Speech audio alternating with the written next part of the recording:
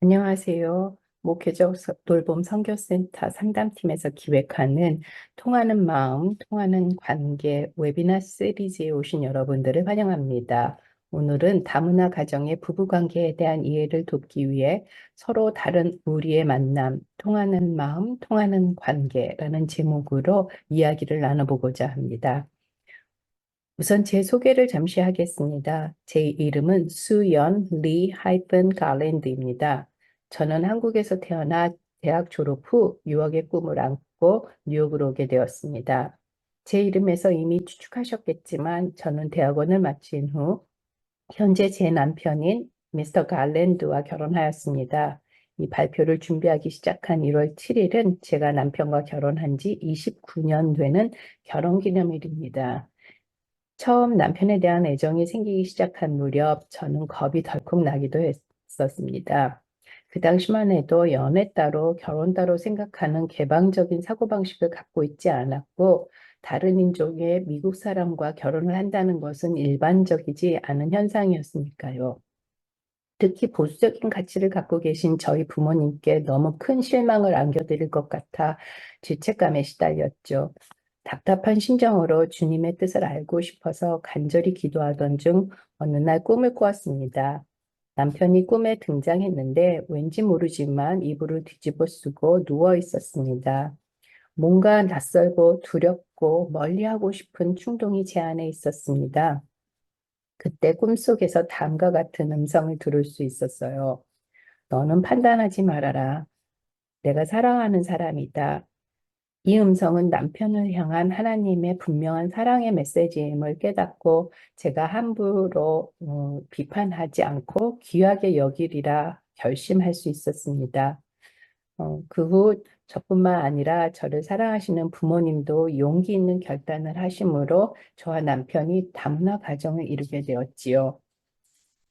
오늘 이야기 나누고 싶은 내용은 제 개인적인 경험에서 얻은 교훈, 또한 다른 발표 자료들을 통해 서로 다른 인종, 문화 배경의 소유자들이 부부로 인연을 맺고 살아가면서 겪게 되는 도전이나 그들이 갖고 있는 강점들에 대해 나눠보고자 합니다. 사전적 의미의 다문화 가정이란 서로 다른 국적, 인종이나 문화를 지닌 사람들로 구성된 가족이라고 합니다. 예전에는 국제결혼 혹은 이들 사이에서 태어난 아이들을 호녀라로 부르는 등 차별적 용어를 사용해 왔는데 이를 대체해서 다문화 가정이라고 칭할 것을 권장하였지요.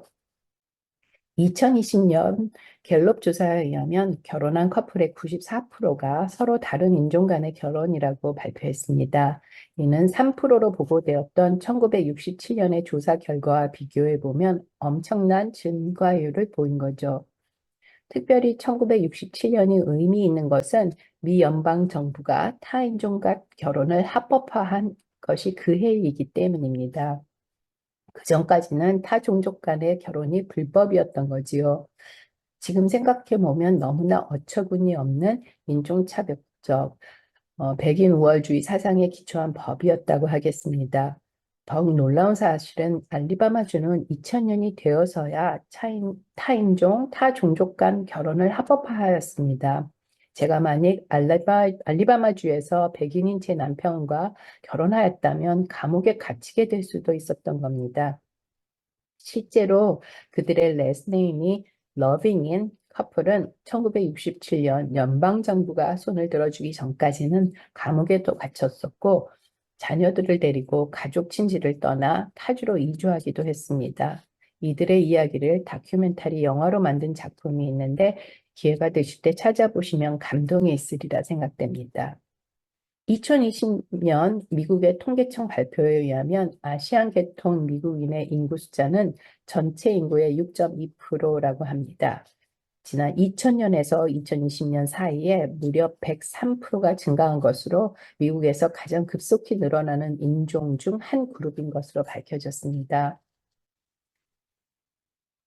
퓨 리서치 센터의 발표에 의하면 2010년 결혼한 아시안계 신혼부부들 중 28%가 비아시안계 파트너와 결혼했다고 합니다. 같은 자료에 의하면 아시안계 혈통을 지닌 미국인들의 41%가 그들의 대부분 친구들은 아시안계라고 보고했어요. 한편 미국에서 태어난 이미 2세 아시안들 중 그들의 친구가 주로 아시안계라고 보고하는 수치는 17%로 떨어집니다. 그만큼 여기에서 태어난 우리들의 자녀들은 타인종 친구나 인생의 파트너를 찾게 될 확률이 늘어난다는 사실이죠. 그럼 이런 다문화 가정을 이루고 살아가는 부부들 안에 어떠한 특징이 있는지 살펴보도록 하겠습니다. 모든 부부관계에서 그렇지만 특별히 인종적 차이, 민족적 차이, 언어적 차이로 인한 다문화 부부들이 겪게 되는 독특한 도전이 있을 수 있습니다. 이것에 대한 이해가 생기면 해결 방법을 찾는 데 도움이 되리라 생각합니다. 우선 우리 인식 속에 깊이 뿌리 박혀 있는 인종차별의 문제가 부부관계에서 또 그들을 둘러싼 가족관계에서 갈등으로 나타날 수 있습니다. 이들 부부를 바라보는 다른 사람들의 시선이 부정적이거나 가족 구성원들로부터 거절당하는 느낌을 받게 될 수도 있지요.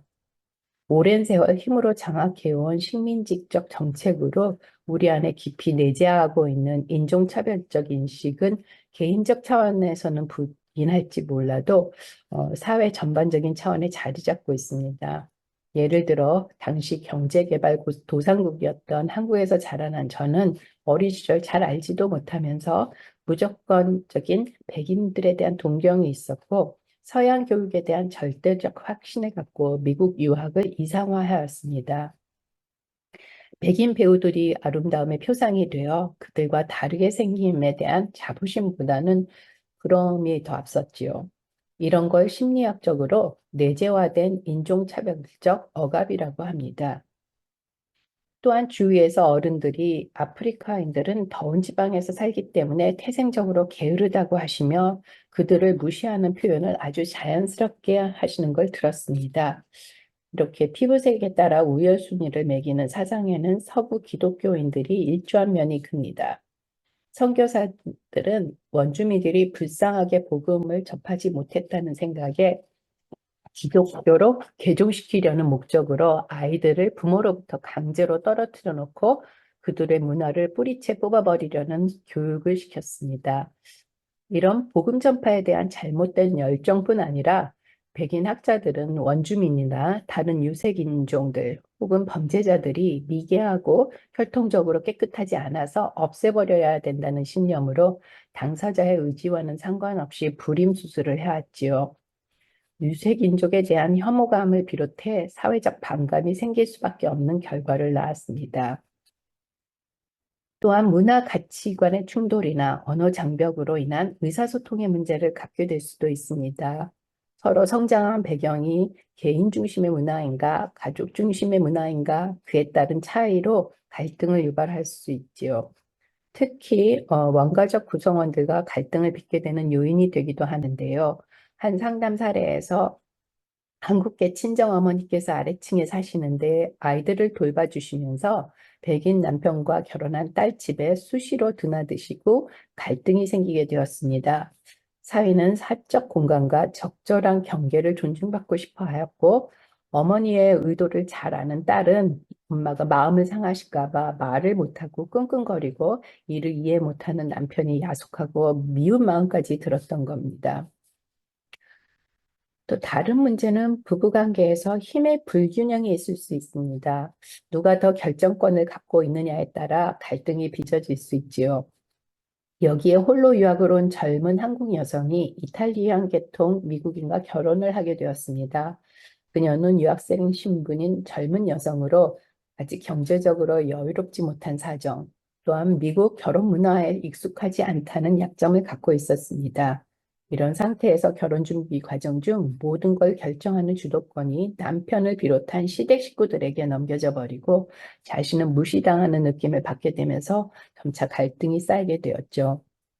급기야는 시댁과의 왕래를 절단하게 되었고, 물론 이는 남편과의 관계에서도 큰 장벽을 만들게 되었습니다.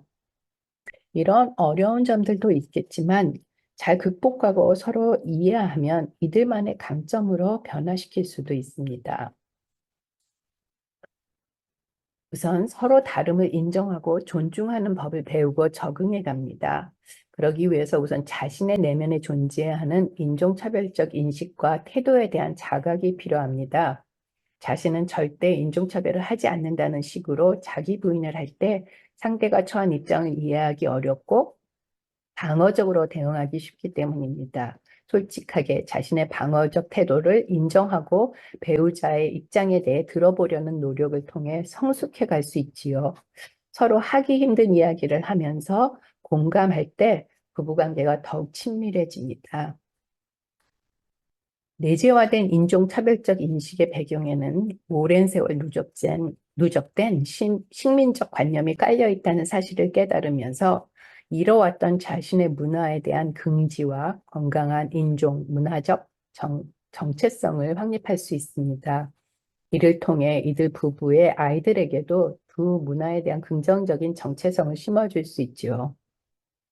또 다른 강점은 이들 부부들이 다문화에 대한 예민함을 통해 서로 다름에 대한 이해를 증폭시키고 분쟁하거나 한쪽을 억압하지 않는 뛰어난 글로벌 시민이 될 수 있다는 점입니다.